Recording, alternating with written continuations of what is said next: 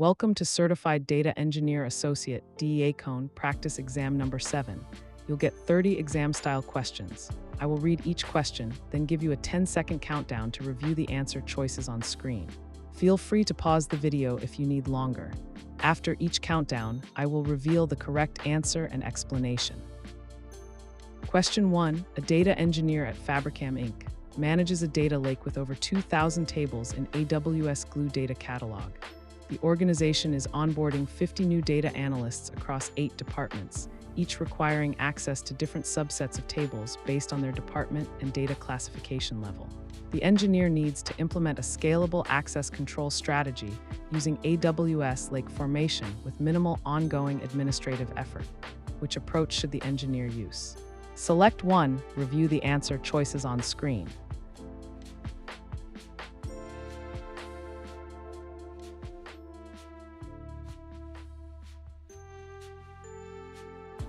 The correct answer is option D. LFDAG's tag-based access control provide the most scalable approach for managing permissions across a large number of resources and principles.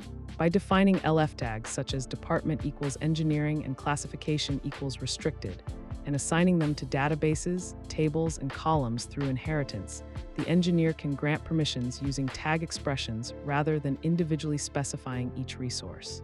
The number of operations scales as the sum of principles plus resources rather than their product. For 50 analysts across 2,000 tables, LFDAGs dramatically reduce administrative overhead. The named resource method would require thousands of individual grants, 50 analysts times their relevant tables, creating an unmanageable permissions matrix. IAM policies with explicit resource ARNs are cumbersome to maintain at this scale and bypass Lake Formation's fine-grained controls. Separate databases per department would require data duplication or complex cross-database queries, and does not address classification-level access control.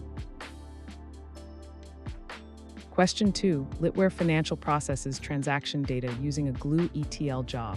The source data in S3 contains nested JSON structures with a field called metadata that is sometimes a string and sometimes a struct. The job fails with schema resolution errors, which dynamic frame transformation resolves this issue. Select 1. Review the answer choices on screen.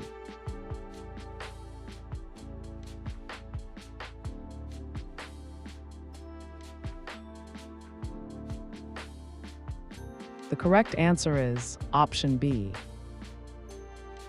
Resolve choice is the dynamic frame transformation specifically designed to handle ambiguous or conflicting data types within a column. When a field like metadata appears as both a string and a struct across different records, resolve choice can resolve the ambiguity using several strategies. Make struct wraps all values into a struct, cast forces a specific type, make calls creates separate columns for each type, and project retains one type and drops others. The make struct action is appropriate here because it preserves both string and struct variants in a consistent format. Apply mapping can rename and cast columns, but does not handle type ambiguity within a column. Relationalize flattens nested structures, but does not resolve type conflicts. Unbox parses string fields containing serialized data, like JSON strings, into type structs, but it does not handle the case where a field alternates between different types across records. Question 3. Contoso Financial operates a DynamoDB table with TTL enabled for regulatory record expiration. A compliance audit reveals that some expired items are still appearing in query results. The data engineer needs to understand the behavior and implement a solution that ensures expired records are not returned to the application.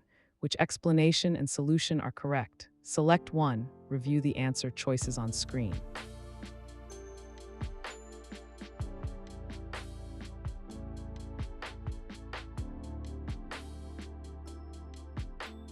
The correct answer is option A.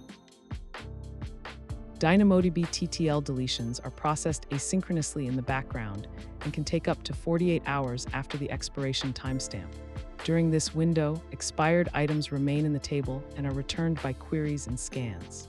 The recommended approach is to use a filter expression in application queries to exclude items whose TTL attribute has passed. TTL deletions do not consume write capacity units, so increasing WCU has no effect. TTL does not require a GSI to function. TTL is evaluated by a background process, not during write operations. Question 4. Contoso Analytics is building a serverless data processing pipeline using AWS step functions. The pipeline must process 500,000 CSV files stored in an S3 bucket, applying a Lambda transformation to each file. The processing must complete within 4 hours and maximize parallel throughput. Which step functions configuration should the data engineer use? Select one. Review the answer choices on screen.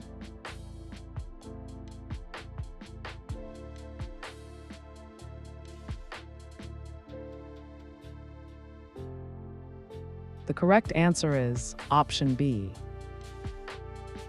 The distributed map state in standard workflow mode can process up to 10,000 parallel child workflow executions and natively accepts an S3 bucket or prefix as input, making it ideal for processing 500,000 files at massive scale.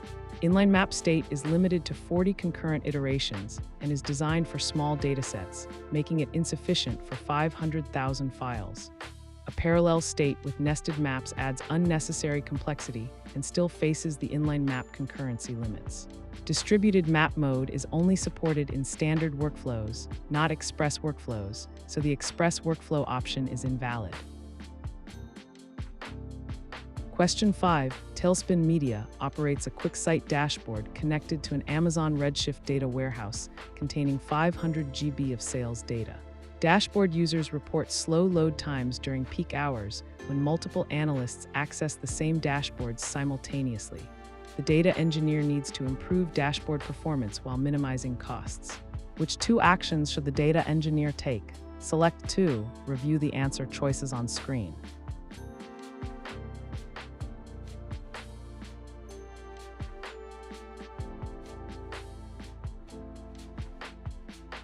The correct answers are option A and option E. Enabling Spice Mode stores data in QuickSight's in-memory engine, which serves dashboard queries without hitting Redshift at all during peak hours, dramatically improving response times. Scheduling incremental refreshes during off-peak hours keeps Spice data current without impacting Redshift performance. Creating summary datasets with pre-aggregated metrics further reduces the data volume loaded into Spice, improving both refresh speed and query performance. Increasing Redshift compute nodes is expensive and doesn't address the fundamental issue of concurrent dashboard queries. Concurrency scaling helps Redshift but is unnecessary if queries are served from Spice. Direct query mode would make the problem worse by sending every dashboard interaction directly to Redshift. Question 6. An e-commerce company has DynamoDB table partitions that receive disproportionately high traffic during peak shopping hours, causing throttling and inventory update delays. A data engineer needs to continuously monitor access patterns, analyze traffic trends, and identify the most frequently accessed partition keys. Which 2 steps should they take? Select 2. Review the answer choices on screen.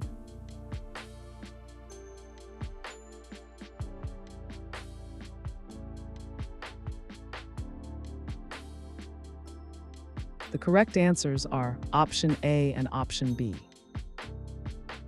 CloudWatch Contributor Insights for DynamoDB provides a real-time diagnostic view of the most frequently accessed partition keys, helping identify hot partitions and throttled items without requiring custom logging or analysis pipelines.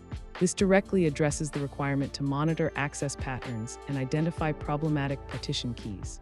Redesigning the table with a high cardinality partition key ensures that read and write traffic is distributed evenly across all partitions, eliminating the concentration that causes hot partitions and throttling as a structural fix. Increasing provision capacity may provide temporary relief, but does not address the root cause of uneven traffic distribution. A low cardinality key will continue creating hot partitions regardless of how much capacity is provisioned. Athena is a SQL query service for S3-based data and cannot directly analyze DynamoDB access patterns. QuickSight is a visualization tool that does not provide real-time diagnostic capabilities for DynamoDB performance issues.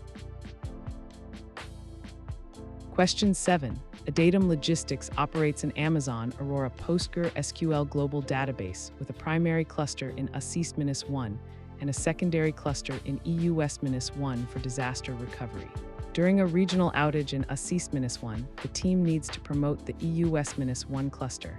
After the outage is resolved, they need to restore the original topology. Which sequence of actions should they follow? Select 1, review the answer choices on screen.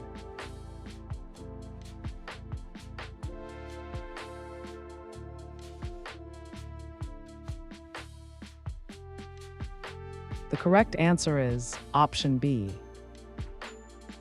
During an unplanned outage, the correct approach is to detach the secondary cluster from the global database, which promotes it to a standalone cluster capable of accepting writes. After the original region recovers, you create a new global database using the promoted cluster as primary and add the recovered region as a new secondary. Managed planned failover is designed for controlled region switches during non-emergency situations and cannot be initiated when the primary region is unavailable. Aurora Backtrack is only available for Aurora MySQL, not PostgreSQL, and it rewinds the existing cluster rather than handling cross-region failover. Creating a snapshot and restoring introduces significant delay and data loss compared to promoting the existing secondary. Question 8. A popular music streaming service needs to analyze user listening habits involving billions of rows across multiple large tables, including user demographics, song metadata, and activity logs. Query performance is too slow for the current reporting workload. Which solution improves performance most effectively? Select 1 answer. Review the answer choices on screen.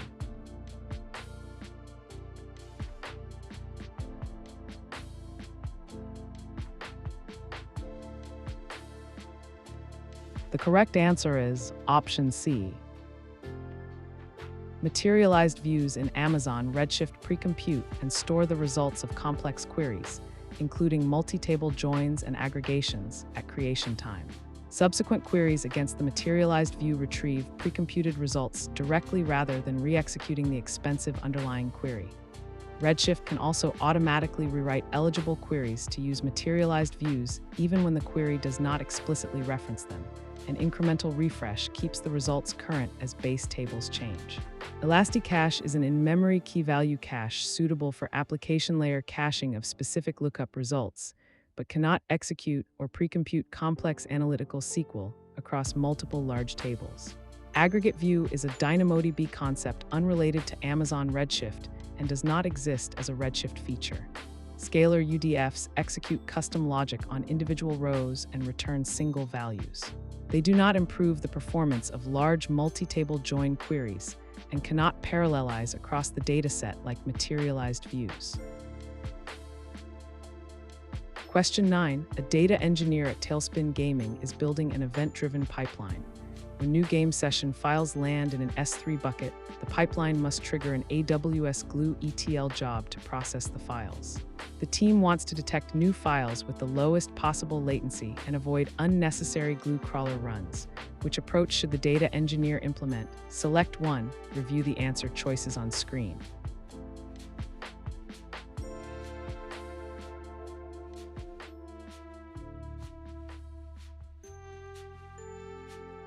The correct answer is option D. S3 event notifications integrated with Amazon Event Bridge provide near real-time detection of new objects in S3 with the lowest possible latency. Event Bridge can directly trigger a Glue ETL job via rule, creating an efficient event-driven pipeline without any polling or crawling overhead. This approach eliminates the need for a crawler entirely, since the ETL job can process files directly if the schema is known. Scheduling a crawler every 5 minutes adds unnecessary latency and costs compared to event-driven detection. Crawl event mode uses S3 events but still requires a crawler run.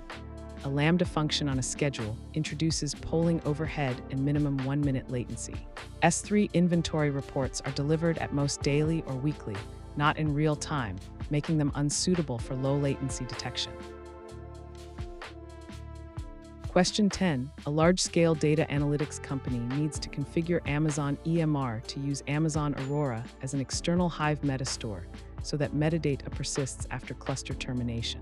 Which 3 steps are required? Select 3. Review the answer choices on screen.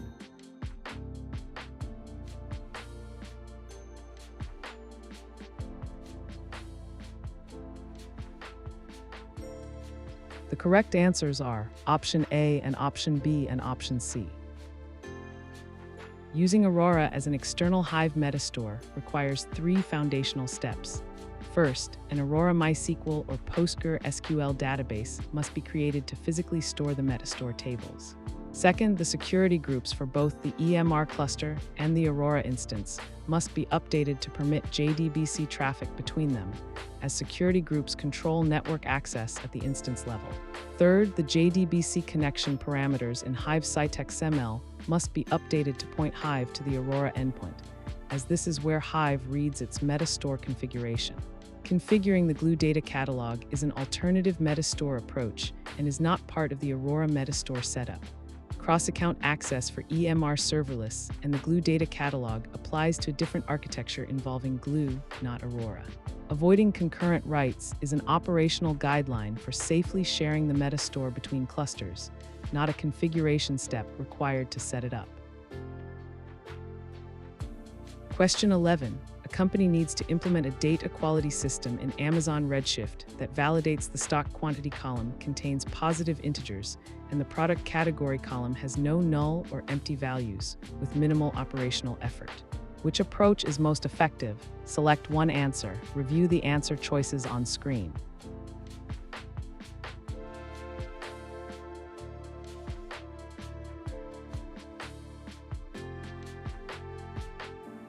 The correct answer is option B. AWS Glue Databrew rulesets provide a declarative, no-code interface for defining data quality rules against specific columns. A rule constraining stock quantity to values greater than 0 with an integer data type check, and a rule requiring product category to be non-null and non-empty are both expressed through the Databrew UI without writing code. Profile jobs evaluate the dataset against the rule set and display compliance results on a visual dashboard. Databrew is serverless, so there is no infrastructure to manage. AWS Glue ETL Pi Spark scripts can implement the same validation logic, but require writing, testing, and maintaining custom code for each rule, adding development overhead that Databrew eliminates. Lambda functions require developing validation logic, configuring DynamoDB streams or other trigger mechanisms, handling update events, and maintaining the functions over time, which is significantly more operationally complex than a Databrew ruleset. Databrew recipes define sequential transformation steps for cleaning and reshaping data. They are not designed for generating compliance reports against specific business rules and do not produce the structured pass/fail results that rulesets provide. Question 12. Northwind Insurance processes claim documents through a pipeline. Documents are uploaded to S3 and must be processed within 8 hours. The processing involves running an Oz Glue crawler to catalog the documents, then a Glue ETL job to extract and transform data, followed by loading into Redshift. The data engineer needs to orchestrate these steps with the lowest cost and operational overhead. Which orchestration approach should the data engineer use? Select one. Review the answer choices on screen.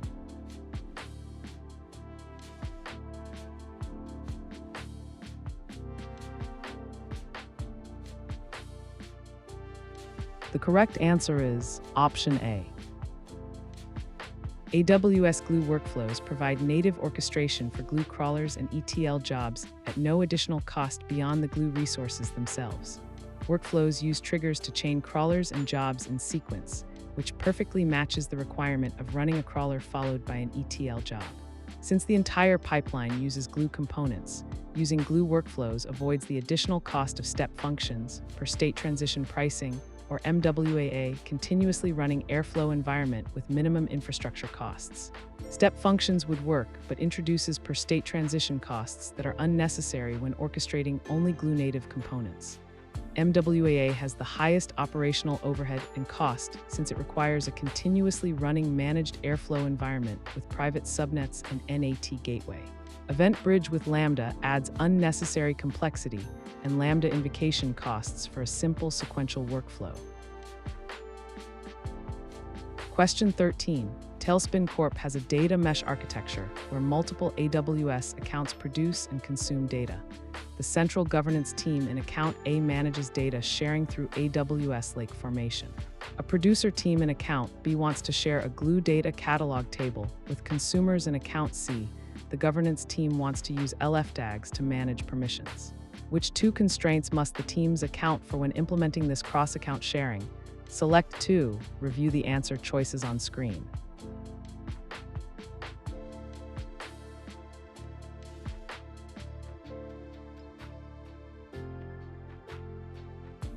The correct answers are option C and option E.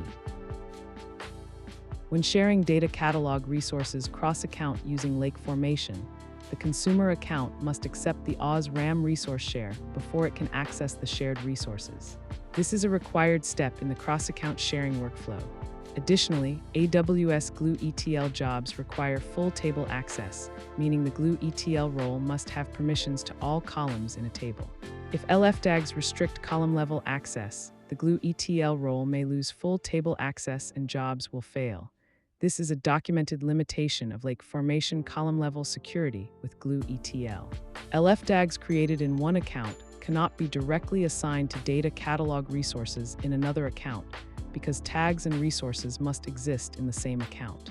Cross-account permissions must be granted with the grant option specifically to allow the receiving account's data lake administrator to grant permissions to local principals, not for further delegation to other accounts.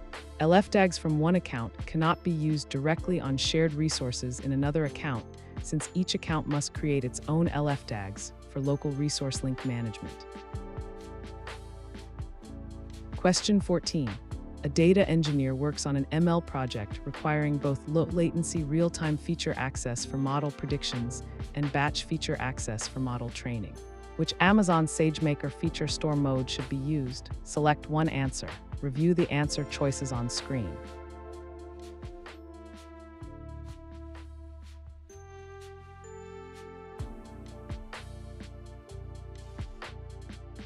The correct answer is option D.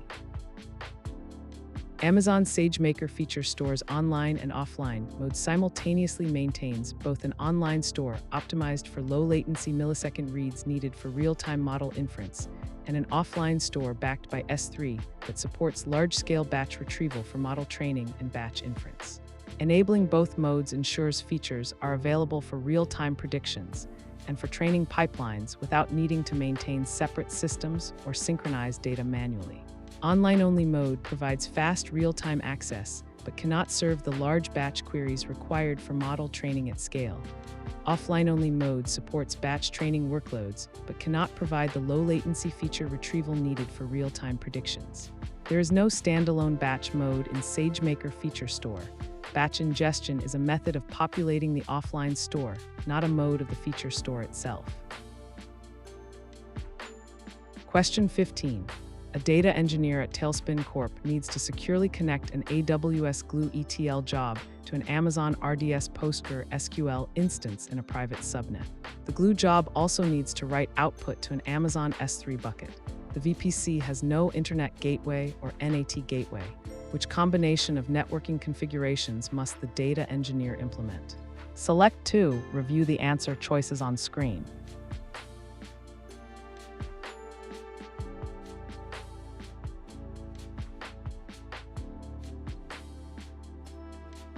The correct answers are option A and option C. AWS Glue ETL jobs running within a VPC require an S3 gateway VPC endpoint with a root table entry to access S3 for reading and writing data.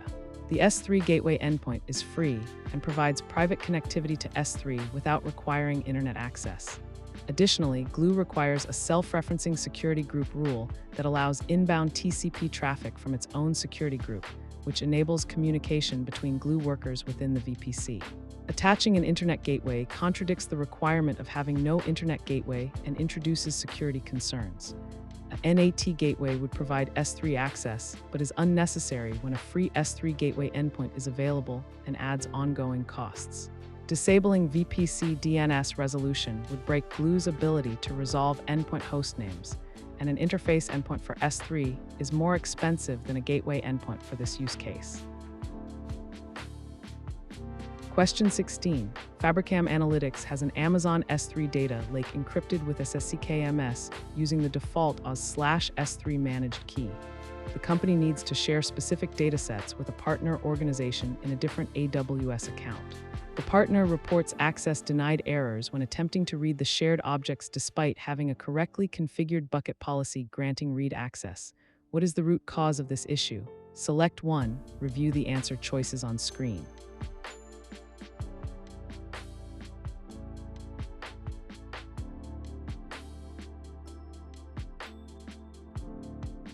The correct answer is option D. The AWS-managed AWS/S3 KMS key cannot be shared cross-account. When objects are encrypted with SSCKMS using the AWS/S3 managed key, only principals within the same AWS account can use that key for decryption. Even if the bucket policy grants the partner account read access to the S3 objects, the partner cannot decrypt them because they have no access to the encryption key. The solution is to re-encrypt the objects using a customer-managed KMS key and grant the partner account KMS decrypt permission on that key. S3 block public access does not affect cross-account access granted through bucket policies to specific AWS accounts. While the bucket policy could include KMS conditions, the fundamental issue is that the AWS/S3 managed key itself cannot be shared cross-account. Question 17. A data engineer at a Datum Corp is building a data pipeline that processes customer feedback from multiple regions. The pipeline must ensure that feedback from European customers is stored exclusively in the EU West-1 region to comply with GDPR, while non-European feedback is stored in AWS-1.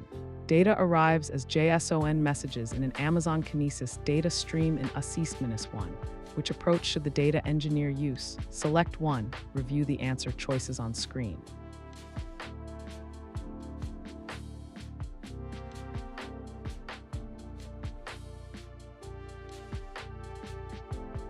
The correct answer is option C. Amazon Managed Service for Apache Flink can read from the Kinesis stream, inspect the content of each message, filter by the region field, and write to different S3 buckets in different AWS regions within the same application. This provides a single processing application that handles routing logic, supports exactly once delivery via checkpointing, and can write to cross-region destinations. Firehose with dynamic partitioning can create different S3 prefixes based on data content, but it delivers to a single S3 destination bucket. It cannot route records to different S3 buckets in different regions based on content. S3 cross-region replication replicates entire objects after they are stored, meaning European data would temporarily exist in AWS-1 before being replicated, violating GDPR requirements.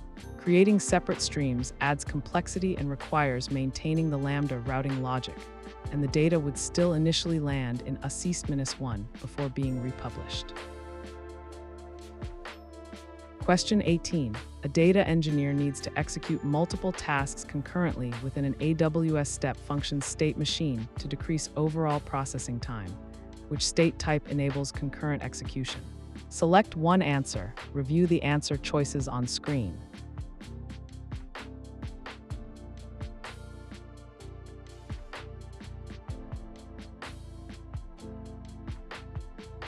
The correct answer is option C. The parallel state in AWS step functions executes multiple explicitly defined branches concurrently, starting each branch at its designated startat state. The parallel state waits until all branches reach a terminal state before transitioning to the next state in the workflow, combining their outputs.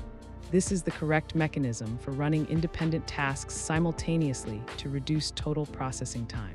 The fail state terminates the execution with a failure status and provides no execution or branching capability. The choice state evaluates conditions against input data and routes execution to one of several possible next states, but it processes only one branch at a time rather than concurrently. The succeed state terminates the execution successfully and has no capability to manage or monitor concurrent task execution. Question 19. Northwind Pharmaceuticals runs a multi-tier application with an Amazon Aurora MySQL cluster. The development team uses AWS Lambda functions to query the database, but encounters connection exhaustion during peak traffic. The Lambda functions frequently open and close database connections, causing the Aurora cluster to reach its maximum connection limit. What should the data engineer implement to resolve this issue with minimal code changes? Select 1, review the answer choices on screen.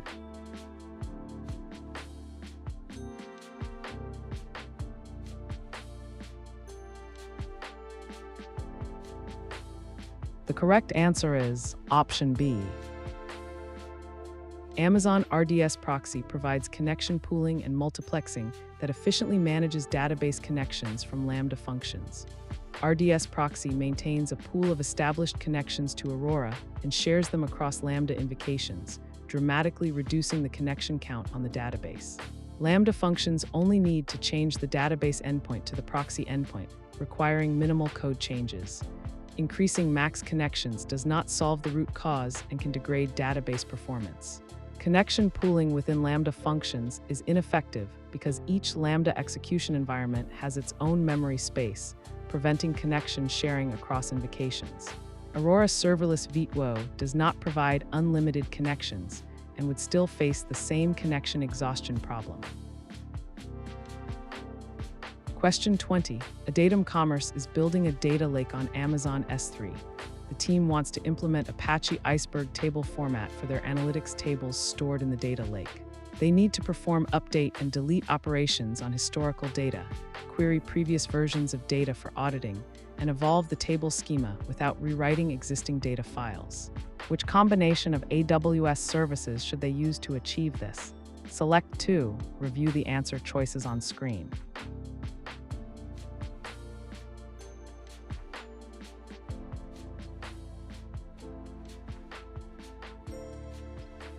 The correct answers are option A and option C. Amazon Athena provides full DML support for Iceberg tables including insert, update, delete, and merge operations, as well as time travel queries via snapshots for auditing previous data versions. Iceberg also supports schema evolution, adding, dropping, renaming columns without rewriting data files. The AWS Glue Data Catalog serves as the Iceberg catalog, storing table metadata, schema definitions, and snapshot information that Athena references for query planning. Redshift Spectrum can query Iceberg tables, but has limited DML support compared to Athena's native Iceberg integration. Amazon Data Firehose does not support writing directly in Iceberg format. Amazon EMR with Hive can work with Iceberg tables, but is not the most operationally efficient choice when Athena provides the same capabilities serverlessly. That is the end of practice exam number 7. Review the questions you missed, then come back for the next batch.